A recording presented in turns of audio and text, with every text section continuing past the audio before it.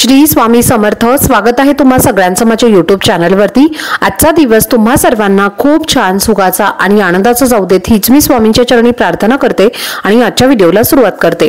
पण त्या अगोदर तुम्ही माझ्या चॅनलवरती जर नवीन असाल तर चॅनलला सबस्क्राइब नक्की करा। त्याचबरोबर कमेंटमध्ये श्री स्वामी समर्थ लिहायला अजिबात विसरू नका।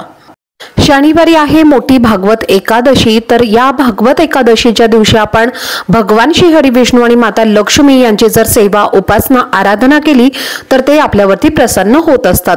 त्याचप्रमाणे आपल्या आयुष्यातील सगळ्या अडचणी ज्या आहेत तर त्या सुद्धा दूर होत असतात आणि आपल्याकडनं झालेली पाप किंवा काही ज्या चुका असतात तर ते सुद्धा यामुळे दूर होत असतात। आणि त्यामुळे या एकादशीचं व्रत जे आहे तर ते केलं जातं आणि या दिवशी आपल्याला भगवान श्री हरी विष्णूंची सेवा करायची आहे। पण यासोबतच आपल्याला काही उपाय सुद्धा करायचे आहेत, यामुळे आपल्या आयुष्यातल्या सगळ्या अडचणी या दूर होतील। तर आजच्या व्हिडिओमध्ये तुम्हाला मी एक अतिशय प्रभावशाली उपाय शेअर करणार आहे।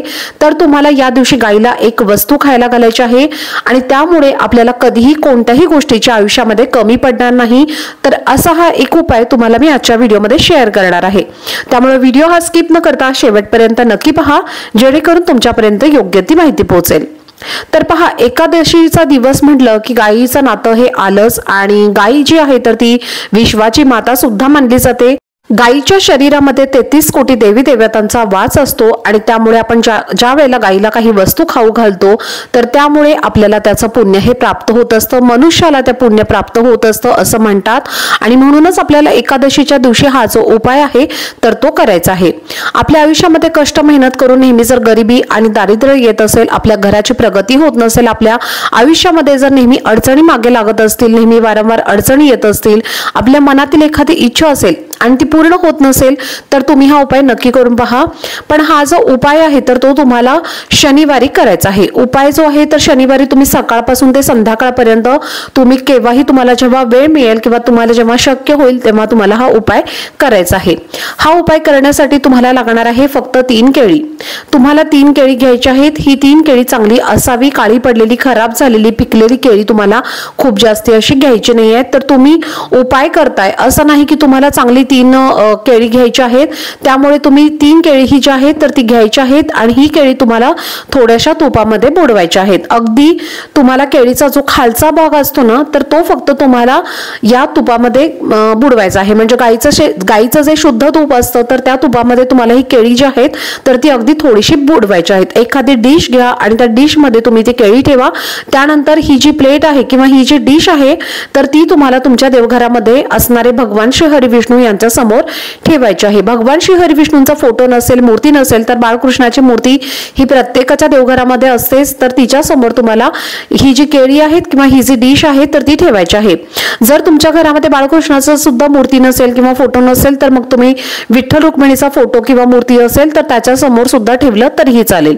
3 फोटोंपैकी किंवा मूर्तींपैकी तुमच्याकडे जो कोणती फोटो किंवा मूर्ती असेल तर त्या समोर तुम्हाला ही प्लेट ठेवायची आहे आणि एक छोटासा ग्लास किंवा तांब्या भरून पाणी तुम्हाला ठेवायचं आहे। त्यानंतर तिथे तुम्हाला एक दिवा लावायचा आहे, धूप दीप अगरबत्ती लावायचा आहे। 15 ते 20 मिनिटं तुम्हाला ते केळी तुम्हाला तुमच्या देवघरामध्ये ठेवायची आहेत। यानंतर तुम्हाला ती केळी घ्यायची आहेत। एक मोठा कलश पाण्याने भरून घ्यायचा आहे, जे पाणी आपण आपल्या देवघरामध्ये वापरत असतो किंवा जो कलश आपण आपल्या देवघरामध्ये वापरत असतो तर त्या कलशामध्ये तुम्हाला जे पाणी आहे तर ते तुम्हाला घ्यायचं आहे आणि या पाण्यामध्ये तुम्हाला थोडासा हळदी कुंकू मिक्स करायचं आहे।